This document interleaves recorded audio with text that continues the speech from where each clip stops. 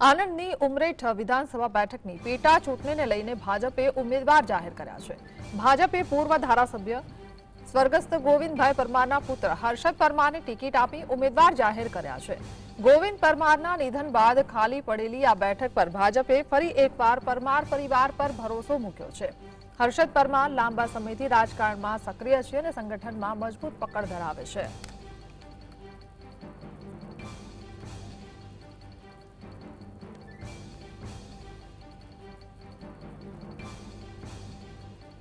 संवाददाता जतीन जोड़ा है। जतीन, शू जानकारी?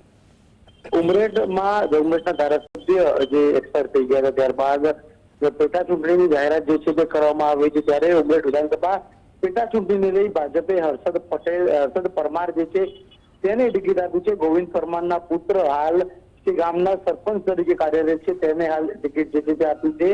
મહત્વની વાત છે કે આવનારી પેટા ચૂંટણીની રાજકીય હલચલ જે જોવા મળતી હતી ત્યારે ભારતીય જનતા પાર્ટી દ્વારા તેના ઉમરેઠના જે બેઠકના ઉમેદવાર છે તેની જાહેરાત જે છે તે કરી છે। પૂર્વ ધારાસભ્ય જે હતા તેમના દીકરાને ટિકિટ જે છે તે આપવામાં આવી છે। એટલે કે આવનારા ઇલેક્શનમાં ભારતીય જનતા પાર્ટી વિજય માટે તે માટે યથાર્થ પ્રયત્ન જે છે તે કરશે। ત્યારે જે કહી શકાય કે પ્રાથમિક તૈયારી શરૂ કરવાની હોય તે શરૂ કરી દેવામાં આવી છે। જી જી, આભાર।